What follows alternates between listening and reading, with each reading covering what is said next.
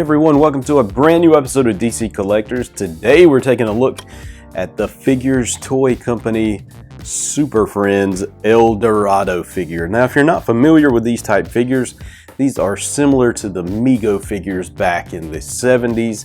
So it's like a 7-inch, 8-inch scale action figure, and it's got the nostalgic feel of a Mego figure from back in the day. It's not like your typical action figure of today.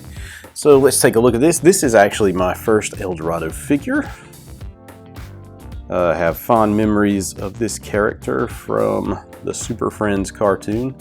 Comes in a plastic clamshell, and as you can see from the back, we'll get a good look at the PPC and all that kind of good stuff. But classic Super Friends characters on the back, including the Legion of Doom, which this really hits the nostalgic spot for me, because this is the thing this is what introduced me to DC Comics as a kid, waking up on Saturday mornings and watching Super Friends, and that's what created my love for DC to this day. All right, so let's check out El Dorado. This will be my first Figures Toy Company figure opening, so we're going to see what this whole toy is like. And before we start, you can tell his hand fell off in the package, which kind of sucks, but we're going to see if we can fix that after we open him up. And another little side note, you could see that the clamshell comes apart, but there's this little Figures Toy Company logo tag zip tie holding this thing together. So we'll see. I really don't want to cut into that, but to get it open, we're going to have to do something. So we're going to do it. Let's open him up. Okay, so here is El Dorado all out of the package, and of course I was able to get his hand back on the body. Now this brings back a lot of memories of the Mego line, because it is very much a nod to the Mego line.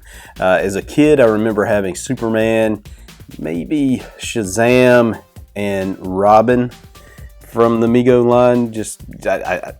I don't know why, but I do have memories of the Superman and Shazam figures, at least. The one thing I do remember one thing about Robin, and he had like these baker's mitt type gloves on. So and what I mean by that is, you know, one thumb was the finger, and then the rest was just one piece. You know, you couldn't differentiate the fingers there. It was just all one piece. These seem to have a little bit better aesthetic to it, because they do have, at least if you look up close, fingers on the actual piece. So that's a little bit better than what I remember. And of course, I know there are probably some purists out there that like that and want to see that from their action figures, because it reminds them of the Mego figures, and that's cool too. Let's start off by getting a little measurement of this guy, see how tall he is. He's gonna measure about, let's see, a little over 8 inches tall, about 8 1/4, maybe about 8 inches and 1/4.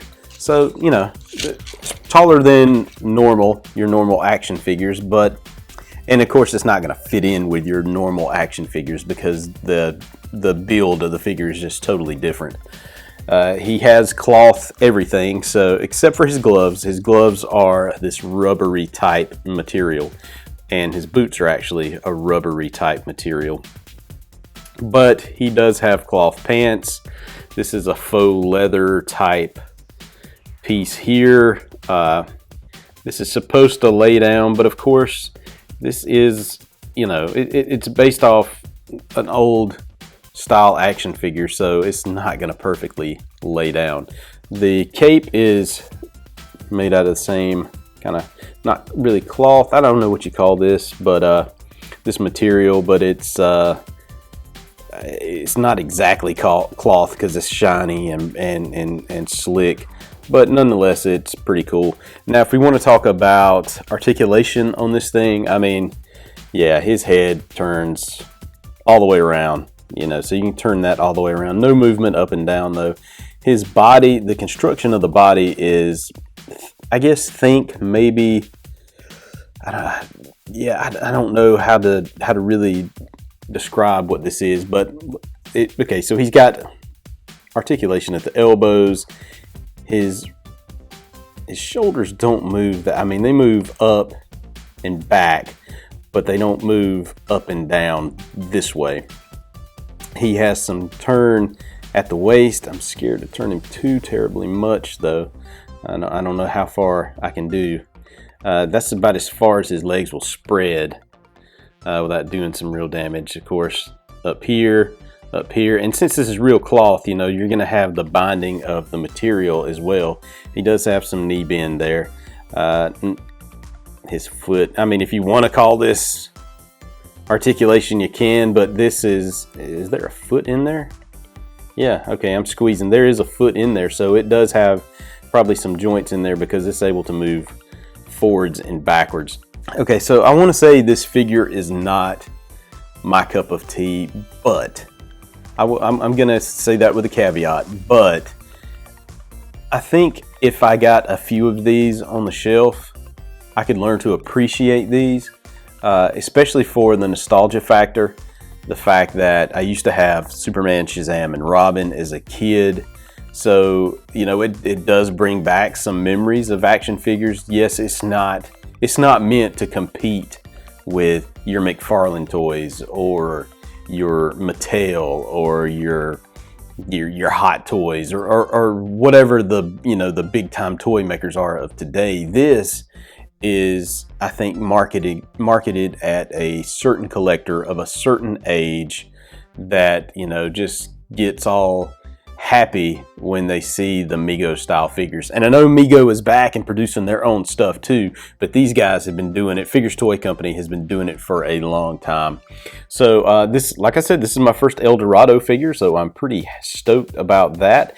And it does, you know, I do want to continue this line, so I'm thinking about maybe pursuing other Super Friends figures in this line. I know they have a whole range of DC Comics figures, not just based on Super Friends, but, you know, classic Superman comics and Batman comics, and even Batman the TV series from 1966.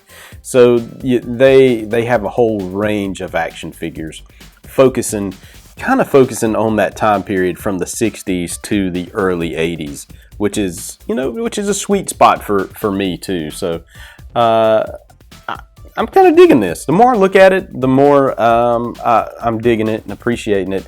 Now I've got to find the right place on the shelf for this.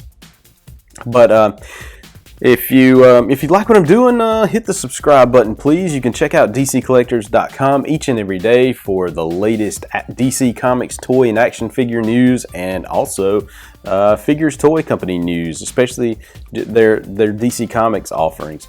You can also find me on Facebook, Twitter, and Instagram at DCCollectors. So let me know in the comment section if you have any of the Figures Toy Company action figures, and if you do, what do you think of them? Do you like them?